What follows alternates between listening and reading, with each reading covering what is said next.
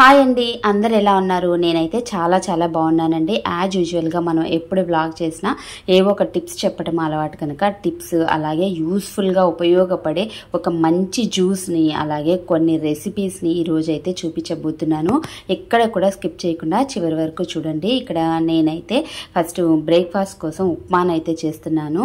ఉప్మాలో మనకు కావాల్సిన వెజిటేబుల్స్ ఏదైనా సరే ఇలా కట్ చేసుకొని వేసేసుకోవచ్చు. ఇక్కడ నేను ఉప్మా చేసేటప్పుడు రవ్వతో పాటుగా ఇక్కడ ఓట్స్ని కూడా నేను యూజ్ చేస్తానండి. ఓట్స్ హెల్త్కి మంచిది కదా, అందుకనేసి నేను ఓట్స్ని సపరేట్గా అయితే తినమంటే పిల్లలు ఇష్టపడరు. అందుకనేసి ఇట్లా ఓట్స్ వేసేసి ఉప్మా అయితే ప్రిపేర్ చేస్తున్నాను. చాలా టేస్టీగా ఉంటుంది. ఈ ప్రాసెస్లో 2 వంతులు ఉప్మా వేసుకుంటే, రవ్వ వేసుకుంటే 1 వంతు ఓట్స్ వేసుకోండి, చాలా బాగుంటుంది. ఇంకా ఇక్కడ వచ్చేసి మంచి జ్యూస్ని అయితే మీకు చూపించబోతున్నానండి. ఫస్ట్ మిక్సీ జార్లో ఒక చిన్న ఇంచు అల్లం ముక్కని, ఒక ఆమ్లాని, కొంచెం కరివేపాకుల్ని, ఒక 6-7 ఆకుల వరకు, తర్వాత ఒక బీట్రూట్, ఒక క్యారెట్, మీ టేస్ట్కి తగ్గట్టుగా హనీని లేదా షుగర్ ఏదైనా సరే మీ ఇష్టం. హెల్దీగా కావాలనుకుంటే హనీ కానీ లేదా బెల్లంని కానీ వేసుకొని కొంచెం వాటర్ యాడ్ చేసేసుకొని మిక్సీ పట్టేసుకోండి. చాలా టేస్టీగా ఉంటుంది, చాలా బాగుంటుంది. ఇది పిల్లలు కూడా ఇష్టంగా తాగేస్తారు. ఎప్పుడు నేను జ్యూస్ రెసిపీ అనేసి చూపిస్తాను కదా, జ్యూస్ తాగుతున్నాను అనేసి, అందుకని ఒక్కసారి ఈ రెసిపీని చూపిస్తే బాగుంటుంది అనిపించింది. ఇందులో మనం వేసిన ప్రతిదీ కూడా హెల్త్కి చాలా మంచిది. అల్లం కానీ, కరివేపాకు, బీట్రూట్, క్యారెట్ ఇలా అన్నీ కూడా హెల్త్కి చాలా మంచిది. ఎస్పెషల్గా ఆమ్లాతో ఇలా కాంబినేషన్గా క్యారెట్ కానీ బీట్రూట్ కానీ చేసుకుంటే చాలా బాగుంటుందండి. డైలీ ఇదే జ్యూస్ని అయితే నేను చెయ్యను, బోర్ కొట్టేస్తుంది, మనకు కూడా తాగాలనిపించదు కనుక ఒక్కొక్కసారి ఓన్లీ బీట్రూట్, ఒక్కొక్కసారి ఓన్లీ క్యారెట్ ఇట్లా సపరేట్గా మారుస్తూ ఉంటాను. ఒక్కొక్కసారి ఇలా కాంబినేషన్లో కూడా చేస్తూ ఉంటాను. చాలా బాగుంటుంది. ఒక్కోసారి ఆమ్లా వేస్తాను, ఒక్కోసారి ఆమ్లాని స్కిప్ చేస్తాను. ఆమ్లా టేస్ట్ నచ్చిన వాళ్ళు స్కిప్ చేసుకోండి, హెల్త్కి చాలా మంచిది కనుక వేసుకోండి. టేస్ట్ అయితే చాలా బాగుంటుంది. స్వీట్ ఎక్కువ ఇష్టపడే వాళ్ళు ఎక్కువ వేసుకోండి. ఆల్రెడీ బీట్రూట్, క్యారెట్ స్వీట్గానే ఉంటుంది కనుక నేను కొంచెం మాత్రమే హనీని వేసాను. మార్నింగ్ మనం ఎంటీ స్టమక్స్తో ఇలాంటి జ్యూస్లు ఏవైనా తీసుకుంటే హెల్త్కి అయితే చాలా మంచిదండి. సో అందుకని తప్పకుండా ఫాలో అవ్వడానికి ట్రై చేయండి. ఇంకా నెక్స్ట్ నేను ఇక్కడ గ్రేప్స్ని కడగడం గురించి అయితే చూపిస్తున్నాను. ఇంతకుముందు ఒకసారి నేను ఒక షార్ట్ అయితే పెట్టున్నాను. ఇప్పుడు బాగా ట్రెండింగ్లో నడుస్తుంది కనుక నేను కూడా ఒకసారి చూపించాలి అని అనుకుంటున్నానండి. గ్రేప్సే కాకుండా ఏ వెజిటేబుల్స్ అయినా సరే వాటిని కూడా మనం ఇలా క్లీన్ చేసేసుకోవచ్చు. ఎస్పెషల్గా మనకు గ్రేప్స్కి ఎక్కువగా ఈ పురుగుల మందులు ఇవన్నీ ఎక్కువ వేస్తారు కనుక వాటిని క్లీన్ చేసుకోవటం కోసం ఇలా సాల్ట్ని, అలాగే వంట సోడాని వేసేసుకొని వాటర్ వేసేసి ఖచ్చితంగా ఒక 15 మినిట్స్ వాటిని పక్కకైతే వదిలేసుకొని తర్వాత నార్మల్ వాటర్తో 1-2-3 సార్లు వాష్ అయితే చేసుకొని తినండి. ఇలా తీసుకుంటే హెల్త్కి మంచిది. లేదు అని అంటే దీనివల్ల క్యాన్సర్స్ వస్తున్నాయంట, హార్ట్ ప్రాబ్లమ్స్ వస్తున్నాయంట రీసెంట్గా అయితే నేను విన్నాను. అందుకని మరొకసారి అయితే చూపించేశానండి. ఇలా జ్యూస్ని నేనైతే స్ట్రెయిన్ చేసుకున్న తర్వాత పిల్లలకి చిన్న గ్లాస్లోనే ఇస్తాను. వాళ్ళు ఎక్కువగా ఇలా ఫ్రూట్ జ్యూస్ అయితే ఇష్టంగా తాగుతారు కానీ వెజిటేబుల్ జ్యూస్ అంతగా లైక్ చేయరు. అందుకని చిన్న గ్లాస్లో ఇస్తాను. వాళ్ళకి తెలియని విషయం ఏంటంటే ఈ గ్లాస్లో కూడా బాగానే జ్యూస్ అయితే పడుతుందండి. చూడడానికి చిన్నగా అనిపించిన చోటా గ్లాస్ జ్యూస్ అయితే ఎక్కువగానే పడుతుంది. కాకపోతే కళ్ళకి మనకి ఏది కనిపిస్తుందో అదే నిజం అనుకుంటాం కదా, అందుకని గ్లాస్ చిన్నగా ఉంది కనుక కొంచెం జ్యూస్ ఇచ్చానని వాళ్ళు అనుకుంటారు. కానీ నేను వాళ్ళకి ఎంత ఇవ్వాలి అని అనుకున్నానో అంత జ్యూస్ని అయితే ఆ రోజుకి ఇచ్చేసాను. ఇంకా దీని తర్వాత నేను ఇక్కడ లంచ్ ప్రిపరేషన్లోకి వెళ్ళాను. ఇక్కడ మీకు కొన్ని చూపిస్తాను చూడండి. ఇవి వచ్చేసి వడియాలు. ఇవి లాస్ట్ ఇయర్ మా ఆంటీ ప్రిపేర్ చేసి నాకు ఇచ్చారు ఆ వడియాలు. ఇంకా ఇవి వచ్చేసి డీమార్ట్లో, ఇవి చాలామంది డీమార్ట్లో చూసే ఉంటారు, సగ్గుబియ్యం వడియాలు. అలాగే ఇంకా ఇవి వచ్చేసి అన్ని కలర్గా ఉన్నాయండి. గ్రీన్, ఒకటి పాలకూర అని నేను అనుకుంటున్నాను, మరి నాకు ఐడియా లేదు. ఐడియా ఉన్న వాళ్ళు ఎవరైనా ఉంటే అది కలరా లేదా పాలకూర వడియాలు అనేది కామెంట్లో అయితే చెప్పండి. వైట్వి, ఎల్లోవి ఇట్లా ఉన్నాయి కదా, ఇవైతే టేస్ట్ పర్లేదు అనిపించింది. కానీ ఎంతైనా మనం ఇంట్లో చేసుకునే టేస్టే వేరు ఉంటుంది కదా. ఇంకా ఇవి వచ్చేసి బొంగులు. కొన్ని ఏరియాల్లో గొట్టాలు అంటారు, కొంతమంది బొంగులు అంటారు. మేమైతే బొంగులు అంటాము, మీరేమంటారు అనేది కామెంట్లో అయితే చెప్పండి. ఇక్కడ ఇందాక ఒక టిప్ చెప్పాను కదా గ్రేప్స్ని ఎలా క్లీన్ చేసుకోవాలని, ఇంకొక టిప్ని కూడా ఇక్కడ నేను మీకు చెప్పాలనుకుంటున్నాను. టిప్ అని చెప్పను, జస్ట్ ఒక ఇన్ఫర్మేషన్ అంతే. బొంగులు మనం ఎప్పుడు తీసుకున్నా ఇట్లా పెద్దవి ఉంటాయి కదా, వాటిని వేపేసుకొని డైరెక్ట్గా తినకుండా వాటిని ఒకసారి లోపలైతే చెక్ చేసుకొని చూడండి. ఎందుకంటే నా చిన్నప్పుడు ఇట్లా బొంగుల మా అమ్మ ఏంచి ఇచ్చినప్పుడు తినడానికని ఓపెన్ చేస్తే లోపల ఒక పురుగు లాంటిది ఏదో ఉన్నట్టుగా అనిపించింది. సో మనం పొరపాటుగా టక్కని తినేయకుండా ఒకసారి వాటిని చెక్ చేసుకొని తింటే బెస్ట్. ఇంకా దీని తర్వాత నేను ఇక్కడ కాకరకాయతో ఉల్లి కారం అయితే చేస్తున్నాను. చాలా సింపుల్గా చేసుకోవచ్చు, చాలా టేస్టీగా ఉంటుంది. ఫస్ట్ కాకరకాయల్ని పీల్ ఆఫ్ చేసేసుకొని వాటిని ఆయిల్లో ఇలా ఫ్రై చేసేసుకోవాలి. ఫ్రై చేసుకున్న వాటిని పక్కన ఉంచేసుకొని సేమ్ అదే ఆయిల్లో మన గ్లాస్లో ఆయిల్ మిగిలిపోతుంది కదా, అందులో సన్నగా కట్ చేసుకున్న ఆనియన్ అలాగే కరివేపాకును వేసేసుకోవాలి. ఇక్కడ నేను పావు కిలో కాదు, హాఫ్ కిలో కాకరకాయలు, అందులో కొన్ని పిల్లలకు ఫ్రై కోసం తీసేసాను సపరేట్గా. రిమైనింగ్ వాటిని ఇలా కర్రీ లాగా అయితే చేస్తున్నాను. సో పావు కిలో కంటే కాస్త ఎక్కువగానే కాకరకాయ తీసుకుంటే ఒక 3 మీడియం సైజు ఆనియన్స్ని అయితే తీసుకొని ఇలా సన్నగా చాప్ చేసుకున్నానండి. ఆనియన్ అనేది మనకు బాగా వేగిపోవాలి, అంటే ఇలా ఆనియన్ ట్రాన్స్పరెంట్గా కనిపిస్తుంది కదా ఇక్కడ, అలా ట్రాన్స్పరెంట్గా అయ్యే వరకు మనం ఆనియన్ని వేపేసుకోవాలి. తర్వాత పక్కన వేయించి పెట్టేసుకున్న కాకరకాయ ముక్కలు ఉంటాయి కదా, వాటిని కూడా వేసేసుకోవాలి. మన టేస్ట్కి తగ్గట్టుగా కారం నేను చాలా తక్కువగానే వాడతానండి, ఎందుకంటే అది హెల్త్కి మంచిది కాదు, పిల్లలు కూడా పెద్దగా ఇష్టపడరు కనుక కారం కాస్త నేను తక్కువే యూజ్ చేస్తాను. ధనియాల పొడిని వేసేసుకోవాలి. కొంచెం గరం మసాలా పౌడర్ కావాలనుకుంటే వేసుకోవచ్చు, వద్దనుకున్న వాళ్ళు స్కిప్ చేసేసేయండి.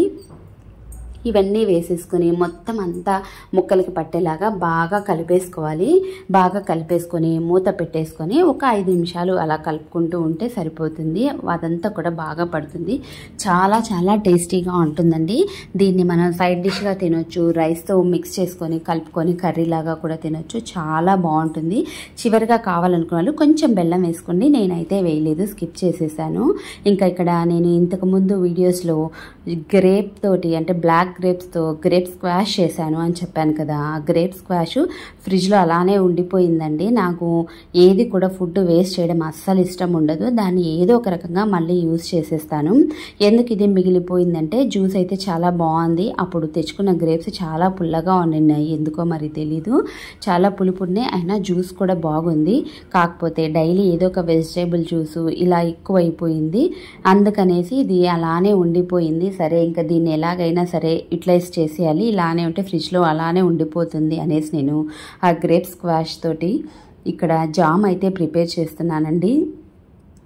అప్పుడు నేను స్క్వాష్ చేసేటప్పుడు కాస్త షుగర్ని లెమన్ని కూడా యాడ్ చేశాను. సో ఇప్పుడు ఇంకొంచెం షుగర్ని యాడ్ చేసేసి దాన్ని స్టవ్ పైన పెట్టేసి ఇలా బాయిల్ అయితే చేస్తున్నాను.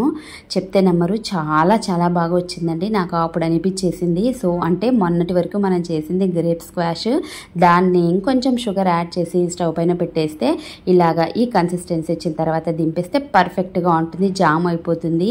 ఇందులోనే కాస్త కార్న్ఫ్లోర్ని వాటర్లో మనం మిక్స్ చేసేసి వేసేసుకున్నాం అనుకోండి, అంటే ఈ కన్సిస్టెన్సీ రాకుండా ముందు లిక్విడ్గా ఉండింది కదా బాయిల్ అవుతూ, అప్పుడు కార్న్ఫ్లోర్ని కాస్త మిక్స్ చేసేసి వాటర్లో వేసేసుకున్నాం అనుకోండి, జెల్లీలు కూడా చేసేసుకోవచ్చు. సో ఒకటే దాంట్లో 3 రెసిపీస్ని ఇక్కడ చేసేసుకోవచ్చు. చాలా బాగా అనిపించింది నాకైతే. జామ్ కూడా చాలా బాగా వచ్చిందండి. బయట మనం మార్కెట్లో తీసుకునే జామ్ కన్నా కూడా ఈ జామ్ అయితే చాలా చాలా టేస్టీగా ఉంటుంది. అండ్ మనం స్టోరేజ్ కూడా ఈజీని ఒక గ్లాస్ కంటైనర్లో వేసేసుకొని మనము ఫ్రిడ్జ్లో పెట్టుకుంటే ఎప్పుడు కావాలంటే అప్పుడు ఈజీగా తీసేసుకోవచ్చు. వాటికన్నా కూడా మనం బయట తీసుకునే వాటికన్నా ఇంట్లో చేసుకునే మనం ప్రతిదీ కూడా హైజెనిక్గా ఉంటుంది కదా, సో ఇలాగైతే యూజ్ చేసేసుకోవచ్చు. దీంతో నాకైతే చాలా హ్యాపీ అనిపించింది. అబ్బా వేస్ట్ అవ్వకుండా ఈ గ్రేప్ స్క్వాష్ని జామ్లా మార్చేసాము, ఇంకా అసలు టెన్షన్ లేదు అని అనిపించేసిందండి. ఇలా ప్రతిదీ కూడా నేను ఏది వేస్ట్ అవ్వకుండా ఇలా ఏదో ఒక దానిలో యూటిలైజ్ చేస్తాను. పిల్లలు తినరు అని అనుకుంటే దాన్ని ఏదైనా జ్యూస్లో మిక్స్ చేసి ఇవ్వటం కానీ, సీడ్స్ లాంటివి ఏవైనా ఉంటాయి కదా, పంప్కిన్ కానీ లేదంటే సన్ఫ్లవర్ సీడ్స్ ఇలాంటివి ఉంటాయి కదా, వాటిని కూడా జ్యూస్లలో నైట్ నానబెట్టేసి వాటర్లో వేసేసుకొని పొద్దున్నే అవి తినమంటే పిల్లలు తినరు, మనమైతే ఈజీగా తినేస్తాము. అందరికీ హెల్త్ ఇంపార్టెంట్ కదా, మరి వాళ్ళని వదిలేస్తే ఎలా, అందుకనేసి స్మూతీస్లో వేసేసి ఇచ్చేస్తానండి. ఇంకా ఇది వచ్చేసి మా పాపది గ్రాడ్యుయేషన్ డే నుండి, కిండర్ గార్డెన్ గ్రాడ్యుయేషన్ డే చాలా చాలా బాగా జరిగిందండి. ఇక్కడ సిలబం అంటారు దీన్ని. ఇది మీలో ఎంతమందికి తెలుసు అన్నది నాకైతే ఐడియా లేదు. ఇది వీళ్ళ ట్రెడిషన్ అన్నమాట. ఇక్కడ వీళ్ళు ఈ సిలబం అనే దాన్ని చాలా బాగా నేర్చుకుంటారు పిల్లలు. ఇక్కడ ఈ తమిళనాడులో ఇది మంచి ఫేమస్ కూడాను. మా పిల్లలకి కూడా ఇది ఉందండి సులభం అనేది, వాళ్ళు కూడా నేర్చుకుంటూ ఉన్నారు. మా బాబుకి ఉంది, మా పాపకైతే ఇంకా స్టార్ట్ అవ్వలేదు, తనకి నెక్స్ట్ క్లాస్ నుంచి స్టార్ట్ అవుతుంది. సో ఈ పాప అయితే యూకేజీ పాప, వాళ్ళు తమిళియన్సే. సో వాళ్ళ ఇంట్లోనే పేరెంట్స్ ఏమైనా ట్రైన్ చేశారేమో నాకు తెలీదు. చాలా బాగా అయితే చేసింది కదా, ఆ ఏజ్కి ఆ కర్ర పట్టుకోవడం అనేది చాలా గ్రేట్. తన ఏజ్కి ఎంత చక్కగా చేసిందంటే సులభం, అందరికి కూడా బాగా క్లాప్స్ అయితే చేశారండి. నాకు కూడా చాలా బాగా నచ్చింది. మీకు కూడా ఇది చూపించాలి అనేసి నేను ఒక క్లిప్ అయితే తీశాను. ఇట్లా పిల్లలు ఎందులో ఇంట్రెస్ట్ అయితే చూపిస్తారో దానిలో ఎంకరేజ్ చేస్తే చాలా చాలా సక్సెస్ అవుతారు కదా. చాలా బాగా చేసింది, మీరు కూడా ఒకసారి చూసేయండి.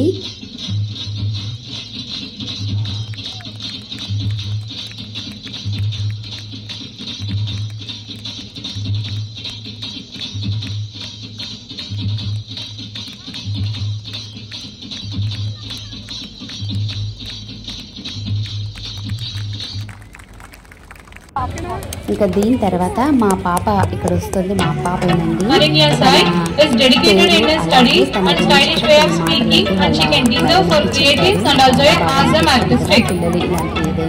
సాధించి మంచి మాటలు అనిపించుకుంటూ ఉంటే, ఇంకా ఇది వచ్చేసి నైట్ డిన్నర్ కోసం అండి. కాన్విగేషన్ అయిపోయి వచ్చేసిన తర్వాత నైట్ డిన్నర్కి నేను ఇలాగా పరోటా అయితే చేశాను. దీనిలో అయితే కాస్త రైతా కానీ లేదా ప్లెయిన్గా కూడా తినేసేయచ్చు, అందుకనేసి ఇదైతే చేశాను. చాలా టేస్టీగా ఉంటుంది, చాలా బాగుంటుంది.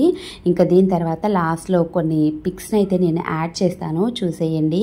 కాన్విగేషన్కి వెళ్ళినప్పుడు అక్కడ తీసుకున్న కొన్ని పిక్స్ ఇవన్నీ కూడాను ఇవి మెమరబుల్గా ఉంటాయి అనేసి వీటినన్నిటినీ కూడా ఇక్కడ నేను యాడ్ చేశాను. చివరి వరకు చూడండి.